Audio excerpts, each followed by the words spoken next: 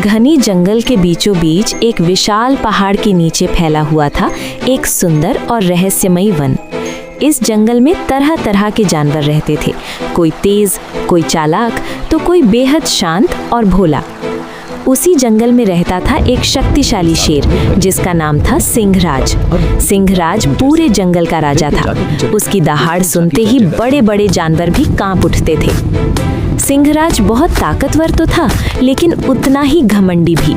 उसे लगता था कि जंगल में उससे बड़ा कोई नहीं है और सभी जानवर सिर्फ उसके डर से जीते हैं। उसी जंगल में एक सुंदर, तेज और समझदार हिरण रहता था जिसका नाम था चंचल। चंचल बहुत ही फुर्तीला और दयालु था। वो हमेशा दूसरों की मदद करता था और किसी से दुश्मनी नहीं रखता था। पहली मुलाकात। एक दिन सिंहराज शिकार की तलाश में जंगल में घूम रहा था।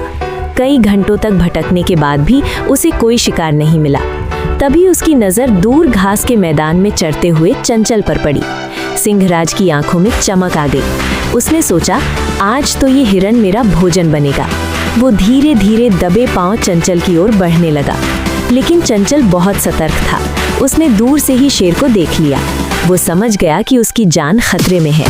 चंचल भाग सकता था, लेकिन उसने एक अलग रास्ता चुना। वो वहीं खड़ा रहा और शेर का सामना करने का फैसला किया। जब सिंहराज उसके पास पहुंचा तो चंचल ने विनम्रता से कहा, महाराज, अगर आप मुझे खाना चाहते हैं तो मैं तैयार हूँ, लेकिन मेरी एक छोटी सी इच्छा है। सिंहराज थोड़ा चौंक गया। उसने कभी किसी शिकार को इस तरह बात करते नहीं देखा था। क्या इच्छा है तुम्हारी? उसने पूछा। चंचल बोला, मैं चाहता हूँ कि आप पहले मेरी बात सुने। अगर आपको लगे कि मैं गलत हूँ तो आप मुझे खा सकते हैं। चंचल की बुद्धि मानी। सिंहराज ने सोचा कि ये हिरण बहुत अजीब है।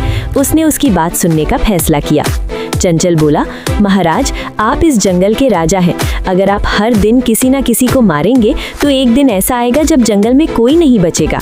फिर आप क्या करेंगे? सिंहराज थोड़ा सोच में पड़ गया। चंचल ने आगे कहा, अगर आप हमें सुरक्षित रहने देंगे तो हम सब मिलकर आपकी सेवा करेंगे। आपको कभी भूखा नहीं रहना पड़ेगा। सिंहराज को ये बात समझ में आने लगी। उसने पहली बार किसी जानवर की बात ध्यान से सुनी थी। बदलाव की शुरुआत। उस दिन सिंहराज ने चंचल को छोड़ दिया। ये जंगल के इतिहास में पहली बार हुआ था कि किसी शेर ने अपने शिकार को छोड़ दिया हो। धीरे धीरे सिंहराज ने अपने व्यवहार में बदलाव लाना शुरू किया। अब वो बिना वजह किसी को नहीं मारता था। जंगल के जानवर भी अब उससे कम डरने लगे। चंचल और सिंहराज के बीच दोस्ती हो गई। दोनों अक्सर साथ बैठकर बातें करते थे। जंगल में संकट। एक दिन जंगल में भयंकर सूखा पड़ गया। नदियां सूखने लगी और पानी की कमी हो गई। जानवर प्यास से परेशान होने लगे। सिंहराज चिंतित हो गया। उसने चंचल से सलाह मांगी। चंचल ने कहा, महाराज, हमें मिलकर कोई उपाय करना होगा। दोनों ने मिलकर जंगल के सभी जानवरों की सभा बुलाई। सबने मिलकर एक योजना बनाई कि पहाड़ के पीछे एक पुराना तालाब है जिसे साफ करके पानी जमा किया जा सकता है। एकता की शक्ति। सभी जानवरों ने मिलकर काम शुरू किया। हाथी मिट्टी हटाने लगे, बंदर पेड़ों की टहनियां साफ करने लगे और छोटे जानवर पत्थर हटाने लगे। कुछ ही दिनों में तालाब साफ हो गया और उसमें पानी भरने लगा। जंगल फिर से हरा भरा हो गया। असली परीक्षा। एक दिन कुछ शिकारी जंगल में आ गए। उनके पास हथियार थे और वो जानवरों को पकड़ने आए थे। जंगल में अफरा तफरी मच गई। सिंहराज ने तुरंत सभी को इकट्ठा किया। चंचल ने योजना बनाई कि सभी जानवर मिलकर शिकारियों को डराएं।